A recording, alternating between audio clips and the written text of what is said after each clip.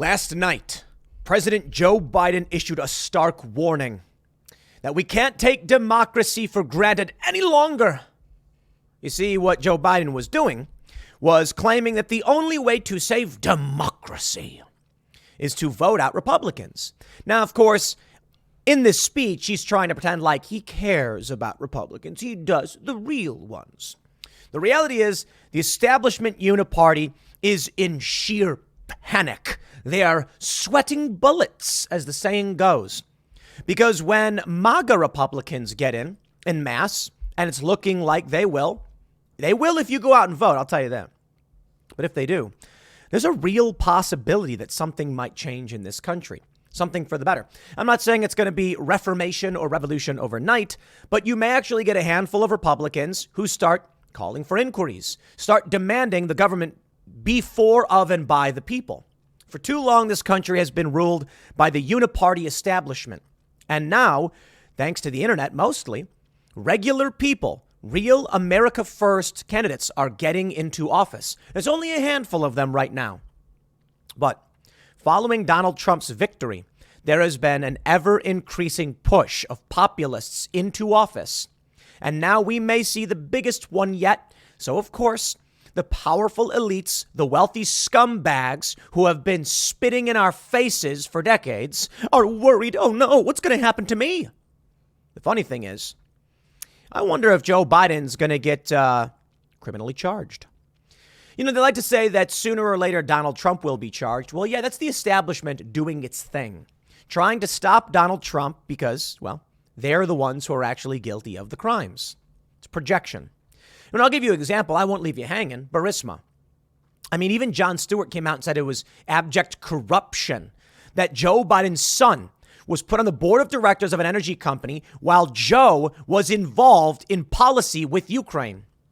That is corruption. Okay, maybe you don't get criminally charged for it, but maybe there's some stuff on that old Hunter Biden laptop. Maybe there can be some subpoenas and investigations that uncover what the Bidens were really doing with, say, China, private equity deals.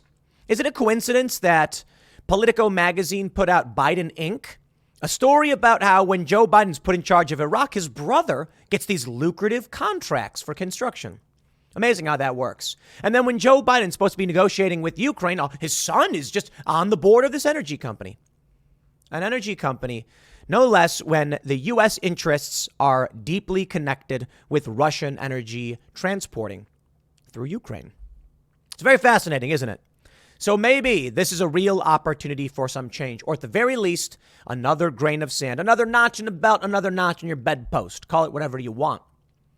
From 2016, 18, 2020, more populists are starting to win. Here's the story from CNN, and boy, am I looking forward to debunking this, because I will. President Joe Biden on Wednesday delivered a stark warning to Americans that the future of the nation's democracy, our democracy, could rest on next week's midterm elections. He's right, by the way. An urgent appeal coming 6 days before final ballots are cast in a contest the president framed in nearly existential terms. He's right. Not for the reason he's saying. He's right because we just learned that the Department of Homeland Security was colluding with big tech. This is an Intercept report to manipulate public opinion and subvert our elections. If America First's candidates don't win, if actual populists don't win, they can solidify that stranglehold over the public, start censoring people across the board, and then you will not know the dirty deeds they do. This is an existential threat, and we need Republicans, not really the establishment. We need MAGA Republicans to get in and eviscerate that apparatus. I'm not convinced they will. I'm not. But I tell you this, it's the Democrats who are wielding it, so I'll take my chances. We can't take democracy for granted any longer, the president said from Union Station in Washington, blocks from the U.S. Capitol. They say, where a mob attempted to interrupt the certification of the 2020 election. As I stand here today, there are candidates running for every level of office in America, for governor, for Congress, for attorney general, for secretary of state, who won't commit to accepting the results of elections they're in. Whoa. Biden, are you talking about Hillary Clinton and Stacey Abrams? Oh, you're not? You should be. It's amazing how that works. That is the path to chaos in America. It's unprecedented, it's unlawful, and it's un-American. Quote, this intimidation, this violence against Democrats, Republicans, and nonpartisan officials just doing their jobs is the consequence of lies told for power and profit, lies of conspiracy and malice, lies repeated over and over to generate a cycle of anger, hate, vitriol, and even violence. In this moment, we have to confront those lies with truth. The very future of our nation depends on it. I agree, Joe Biden. I agree. So let's start with some of your lies. Here's a good one. Oh, I'm sorry. This was actually the truth, but why'd they delete it? White House is forced to delete fact-check tweet claiming Biden has given American seniors the biggest boost in Social Security in 10 years. Oh, okay. So it was a lie. What they tweeted, here's the tweet. Seniors are getting the biggest increase in their Social Security checks in 10 years through President Biden's leadership. I believe your Department of your Ministry of Truth refers to this as malinformation. Malinformation is information that's true, but taken out of context to make it seem like something different. The tweet makes it seem like Joe Biden signed a hard document like, let's give our seniors more money, man. In reality, he was fact-checked. It was President Nixon in 1972 who signed into law the automatic benefit adjustment tied to the Consumer Price Index. Seniors getting their biggest increase? That's because it's the biggest inflation. It's really funny how they screwed that one up. Well, after trying to manipulate the public with malinformation, they got fact-checked on Twitter and then deleted the tweet. But let me give you a direct example of how evil these people are. This is a story from the Detroit Free Press. Stephen Colbert doubted existence of man Tudor Dixon cited in debate, but he's real. Doubted? He outright lied. Let's see if we can play this. Here we go. Up there, out there. Okay, I don't want to play the full thing. I don't know if, do I have the story here? Nah, okay. This is what, okay, we don't. I don't want to play the full YouTube clip. Let me see if I can just jump through to the point where he actually brings it up. He talks about Fetterman, and then he shows Dr. Oz. They put the whole YouTube video here. Okay, let's see what he says. Oh, wow, so funny. Yesterday, there was also a debate night for Michigan Governor Gretchen Whitmer and her opponent, Kirkland brand Gretchen Whitmer, Tudor Dixon. Dixon is another anti-choice MAGA Republican. Well, it turns out that's very unpopular in Michigan, so she's focused her campaign on another issue entirely, and it came up again last night. What I've heard from parents across the state is inappropriate content in school libraries. If you have material in your school that is something that you can't read to a child at a bus stop because you would be arrested because it is pornographic, then it should not be in our classrooms. Ah, yes. They'll laugh. Childhood. We all have happy memories of bedtime when you'd get in your PJs, grab a glass of water, head on down to the bus stop for a bedtime story from a drifter named Shambles. He doesn't just do the voices, he hears them. And Tudor, sure, happy memories. Happy memories. Dixon's not the only one worried about this issue. So is this guy she totally made up. I had a gentleman come up to me just a few nights ago, and he said, I found content in my school library describing how to have sex to my son. I went to the Democrats, and I said, I cannot believe that this is in there. Okay. Fine. There's the light. It says laugh. That happened, but... That happened. Ooh, this is even if it did, if someone found a book they didn't like at a school library, why would they go to the Democrats? That's like saying, excuse me, is this Chuck Schumer's office? I didn't like the finale of House of the Dragon. Also, this natural peanut butter is way too oily when it's in the cupboard, but it gets too hard when it's in the fridge. I'm voting Republican. Good day, sir. I said good day.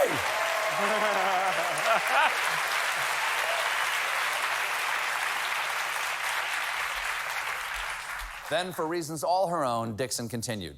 What these parents are talking about are not textbooks that will help children learn about themselves. These are books that are describing to children how to have sex. She's right. We looked it up, and there are a lot of classic children's books teaching kids about doing it. There's Where the Wild Things Bone. So here's a funny thing about this. For one, Colbert's lying. And the fascinating thing is, here's the guy. His name is Khalil Othman.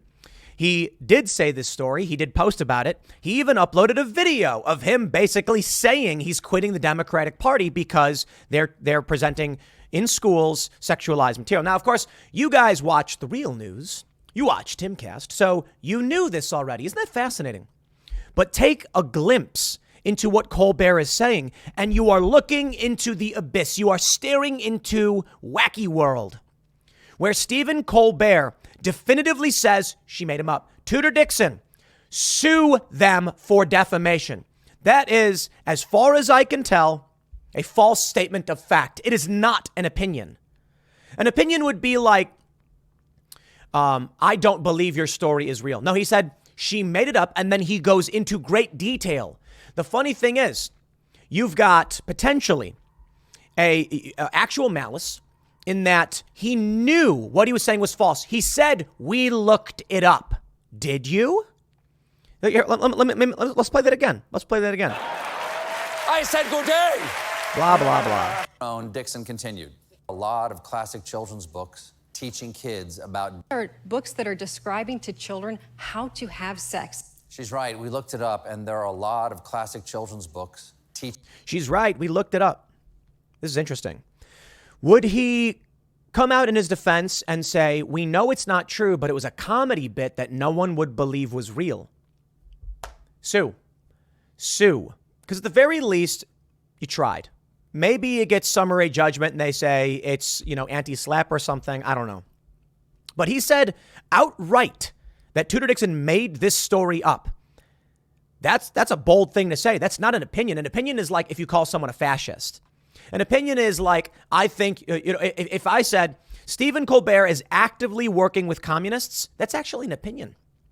But if you said someone did a thing they did not do, now it's getting interesting. And the fact remains that even the Detroit Free Press took 10 seconds and found out the story was true. So let's throw it back to our good friend Joe Biden. Lying for power like you duplicitous scumbag. Yeah. Lies repeated over and over and over to generate a cycle of anger. I can literally pull up a story from right now. Okay, from just, yesterday afternoon. How about that? Where Colbert lied to 2 to 3 million people. I think his ratings is around 2 million. 2 million people live in this psychotic, deranged world where Colbert comes out and goes, don't believe the truth. Don't Google it. They live in this world where on CNN they say, you're not allowed to read WikiLeaks' emails. They live in a world where the Department of Homeland Security colluded with big tech to censor the Hunter Biden laptop story. Because within it, there is evidence that Joe Biden himself is as corrupt comes. Even Jon Stewart said it, that it's corruption. And so here we are. This is the world we're in right now. Biden thinks democracy is Democrats in power. Republicans tear into president for dividing Americans because he can't talk about his own policies after speech warning of dark forces in the midterms. Yeah, that's it. Biden, during his remarks in D.C., linked his predecessor's rhetoric to recent attacks. So who's the Republican you're referring to, Joe Biden?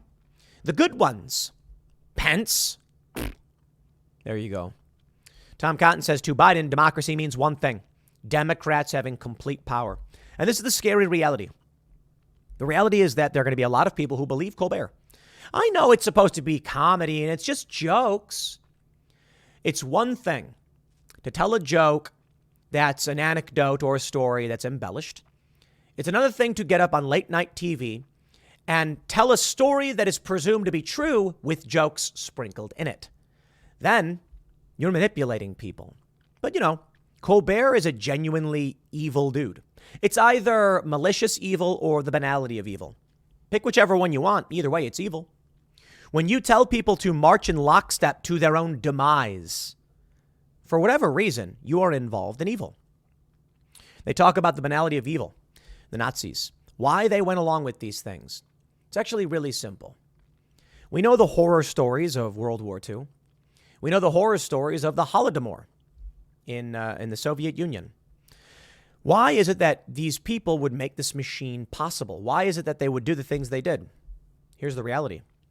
There were many people who are serving in the German military. They didn't know exactly what they were doing. They just did it. They didn't ask questions. They just said, sure, why not? And of course, there were a lot of people who knew exactly what they were doing, mostly at the higher ranks, and many people actually in these concentration camps, death camps is a better way to put it. They knew exactly what they were doing. But what about, Hans, who's stationed in one small town, and he's loading people up into a train? Did he know exactly what was going on? Yeah, probably not. Not all of them. Some of them probably did. Many of them probably didn't. But it's no excuse. In fact, we specifically call them out for the banality of evil, that they went along with something that was shocking. The fact that you would even decide to round the person up and you think, well, I didn't know. It doesn't matter. It doesn't matter. You were in that machine and you made it all possible. You need to know exactly what you're doing and why. So perhaps if someone comes to you and tells you to round up an ethnic minority, you might consider that to be a really, really bad thing. And that's what we judge them for. Because you did it. You did. You look at Colbert. Maybe he's just really dumb. Why did he say we looked it up when they didn't? I think he's malicious evil. I think Colbert knows for a fact that he's lying. That's my opinion. And now you're seeing Republicans come out. Look at that. I mean, it's basically every Republican. Andy Biggs. Americans are fed up with Biden. Instead of listening to their concerns, he responded by holding a national address to patronize them. You know what? Let him do it. You know why? Right now, Americans are concerned about gas prices. They're concerned about crime. And many of them actually are concerned that their children are being sexualized. Let them come out and lie and focus on nonsense. Clearly, this man Khalil exists, and he quit the Democratic Party. He says, quote, "My name is Khalil Othman. I came all the way from Dearborn, Michigan. I am here along with two parents, concerned parents, against these sexually explicit books." He said, "I am a proud Muslim American who expresses my values and concerns all the time. Dearborn has been voting Democrat blue for the last decade or 2 decades, but not anymore. On behalf of myself and my family, I guarantee you for sure that my family and friends will vote for Republicans." Good. Let Joe Biden say whatever he wants. Let Colbert lie to people. You know why? Because the people here, the veil is being shattered. The lie, the facade, the veneer is starting to peel. You can go out and you can lie all you want, but all that does is further solidify opposition to your psychosis. There may be some regular person who likes watching Colbert. And then someone shows them a book and they go, "That's really weird. That's in schools." And they're like, "Yeah, I'm not happy about this. The school won't take it out. I'm asking the school board. They're not saying, they're refusing to do it. I went to my local rep. They said they're going to keep it in." So I'm thinking, like, what's going on? And someone hears that and they go, "I don't know. That's crazy." Then they turn on Colbert and Colbert lies and they go, "Wait, what? But I know that's true." There may be people, and this one's funny, who agree with the books, who watch Colbert and say, "What? He's lying. The books are in the schools. We like that they're there. Why is he lying?" Uh-oh. This may actually wake people up. He says in a Facebook post, Othman, "Never once did I ever vote Republican. However, the situation with the sexually explicit material in the schools was for me was a bridge too far. When it comes to my kids and my family, I will not budge." A few days later, during a debate with Dixon and Whitmer, Dixon described Othman's story. Dixon didn't say his name, but a spokesman for the campaign later confirmed to the Free Press it was Othman. I think it's Othman. Or it could be Ottman. Is it Ottman? During the Sunday, I don't know, rally, Dixon said he was from Dearborn. I had a gentleman come up to me a few nights ago, and he said, "I found content in my school library," so we saw this. Colbert mocked Dixon as an anti-choice MAGA Republican. Now, why is that? Colbert is supposed to be addressing the nation, right? Why is he overtly partisan, an anti-choice MAGA Republican? He could say pro-life MAGA Republican. The left understands what that means. He says anti-choice. You see, we here at Timcast, we don't use that language. Official editorial policy for timcast.com is not to say pro-life or pro-choice. It's to say pro-abortion or anti-abortion. That's it. And of course, the funny thing is the left gets mad about that. They're like, saying pro-abortion is wrong. We're not in favor of abortion. We just think women should have a choice. And I'm like, dude, do you think the law should allow abortion or do you think the law should ban abortion? That's it. I'm not playing political games with you. Pro-choice and pro-life, political games. I'm not going to say pro-life because many of these people are in favor of the death penalty. We know what you mean. The funny thing is Republicans don't mind if you call them anti-abortion. Pro-lifers don't mind when you call them anti-abortion. They say, yep, that's true. Funny.